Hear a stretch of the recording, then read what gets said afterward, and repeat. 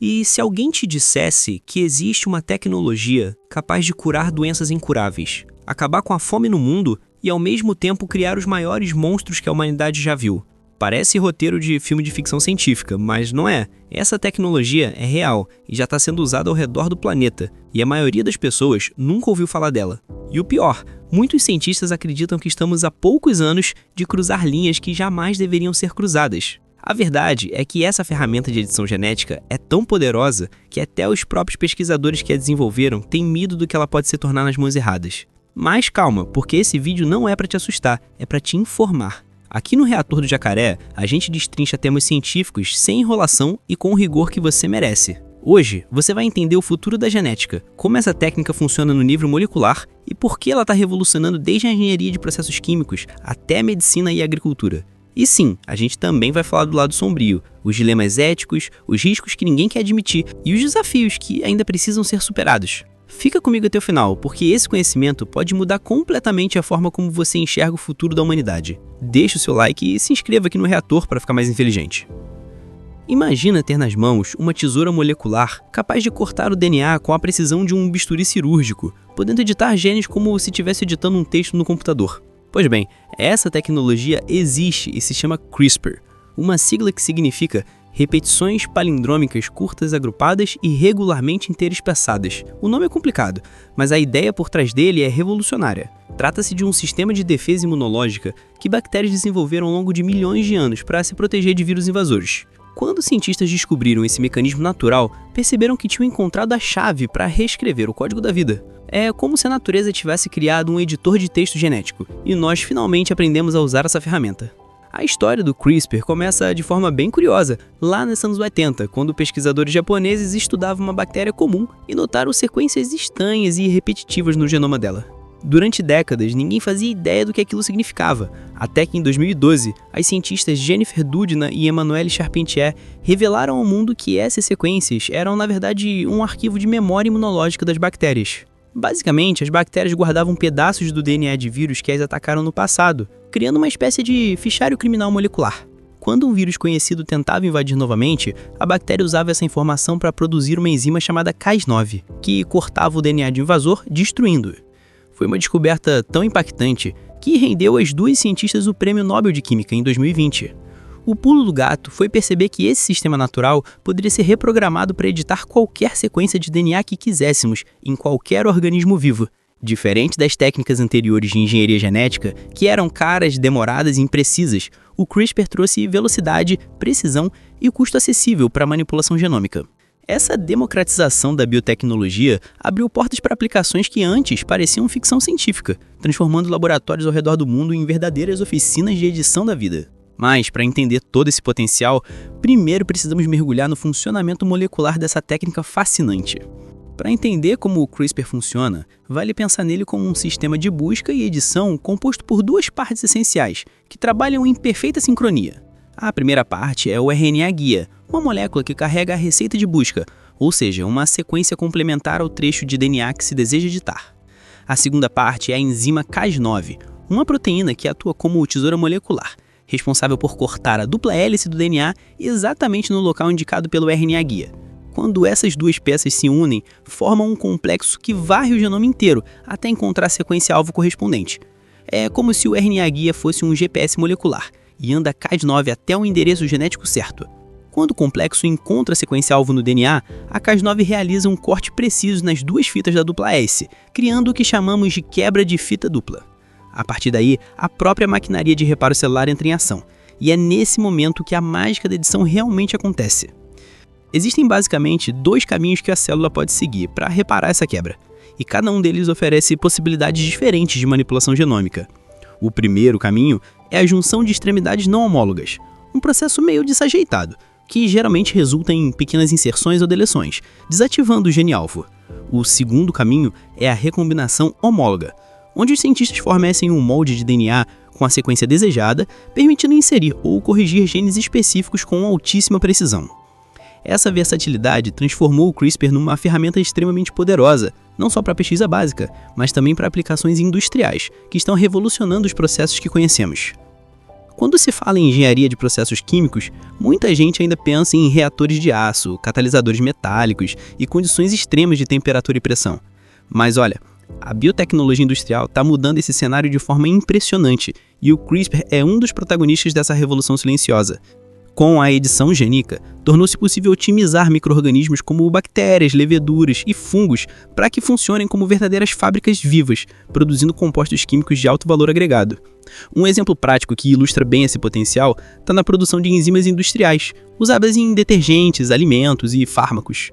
Tradicionalmente, desenvolver uma cepa microbiana otimizada para produzir uma enzima específica levava anos de trabalho laborioso com técnicas de mutagênese aleatória e seleção. Com o CRISPR, esse processo foi acelerado drasticamente, permitindo edições precisas em múltiplos genes simultaneamente, para aumentar rendimentos, eliminar subprodutos indesejados e melhorar a estabilidade dos compostos produzidos. O resultado é uma redução significativa nos custos de produção e um processo químico muito mais sustentável do que as rotas sintéticas convencionais. A engenharia metabólica turbinada pelo CRISPR está abrindo caminhos para a chamada química verde, onde processos biológicos substituem reações químicas poluentes e energeticamente custosas. Pense na produção de ácido succínico, um intermediário químico importante usado na fabricação de polímeros, solventes e aditivos alimentares. Antes, sua síntese dependia de derivados de petróleo, mas agora, micro-organismos editados geneticamente conseguem produzi-lo a partir de açúcares renováveis, com emissão de carbono drasticamente reduzida. Essa transição da petroquímica para a bioquímica representa uma mudança de paradigma nos processos industriais, e o CRISPR é a ferramenta que está acelerando essa transformação. Na agricultura, o CRISPR está permitindo que os cientistas desenvolvam culturas agrícolas mais resistentes a pragas, doenças e condições climáticas extremas, tudo isso sem a necessidade de introduzir genes de outras espécies, como acontece nos transgênicos tradicionais. É uma diferença sutil, mas importante. Em vez de adicionar material genético estranho, a técnica permite fazer ajustes precisos nos genes que a planta já possui naturalmente. Isso acelera o que a natureza levaria milhares de anos para fazer através da seleção natural. É como ter um atalho evolutivo nas mãos, permitindo criar variedades de trigo, arroz, milho e soja mais produtivas e adaptadas aos desafios do século XXI. Mas as aplicações não param por aí, porque quando essa tecnologia chega no campo da medicina, os resultados são ainda mais surpreendentes. Se tem um campo onde o CRISPR está causando um verdadeiro terremoto de expectativas, esse campo é a medicina. A possibilidade de corrigir mutações genéticas diretamente no DNA dos pacientes abre portas para o tratamento definitivo de doenças que antes eram consideradas sentenças perpétuas. A gente está falando de condições como anemia falciforme, fibrose cística, distrofia muscular e até certos tipos de câncer, todas causadas por erros no código genético que agora podem, em tese, ser reparados na fonte. Não se trata mais de apenas gerenciar sintomas com medicamentos, mas de atacar a raiz do problema no nível molecular. Um caso emblemático que já saiu dos laboratórios e chegou aos hospitais é o tratamento da anemia falciforme e da beta-talassemia, usando o CRISPR. Em 2023, a FDA americana aprovou o primeiro medicamento baseado em edição genética, chamado Casgevy, para tratar essas doenças do sangue. O procedimento consiste em retirar a célula-estroma que foi antes do paciente, editá-las em laboratório para reativar a produção de hemoglobina fetal e reinfundi-las no organismo. Os resultados têm sido impressionantes, com pacientes que dependiam de transfusões constantes passando anos sem precisar de uma única bolsa de sangue. É uma revolução terapêutica que mostra o poder real dessa tecnologia quando aplicada com rigor científico e acompanhamento clínico adequado. Além das doenças hereditárias, o CRISPR está sendo explorado em estratégias inovadoras de imunoterapia contra câncer. Pesquisadores estão editando as células T de pacientes para torná-las mais eficientes na identificação e destruição de células tumorais, criando verdadeiros soldados personalizados do sistema imunológico.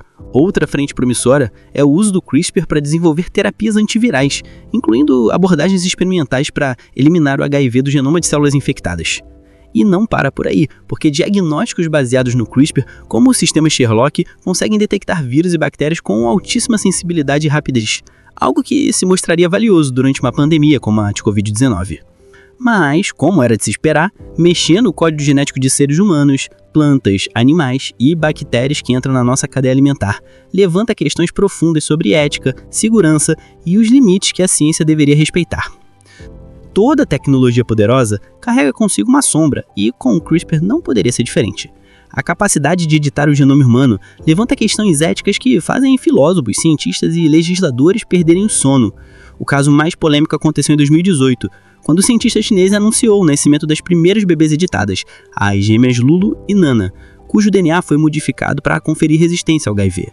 A comunidade científica mundial reagiu com indignação, não só pelos riscos desconhecidos aos quais as crianças foram expostas, mas pela violação de um consenso ético que proibia as edições hereditárias em humanos. Regenkui acabou preso, mas a caixa de Pandora foi aberta, e agora o mundo precisa decidir onde traçar as linhas vermelhas dessa tecnologia. Se tratamentos de edição genética custarem milhões de dólares, quem poderá pagar por eles? Corremos o risco de criar uma sociedade dividida entre aqueles que podem programar seus filhos para serem mais saudáveis, inteligentes ou atléticos, e aqueles que ficarão à margem dessa revolução biotecnológica. É um cenário distópico que parece saído de filmes como Gattaca, mas que pode se tornar realidade se não houver regulamentação adequada e discussão pública ampla. Além disso, o uso militar e bioterrorista dessa tecnologia é uma ameaça real, que agências de segurança ao redor do mundo já monitoram com atenção. Mas as implicações éticas são apenas parte do problema, porque existem também riscos técnicos e biológicos que precisam ser muito bem compreendidos.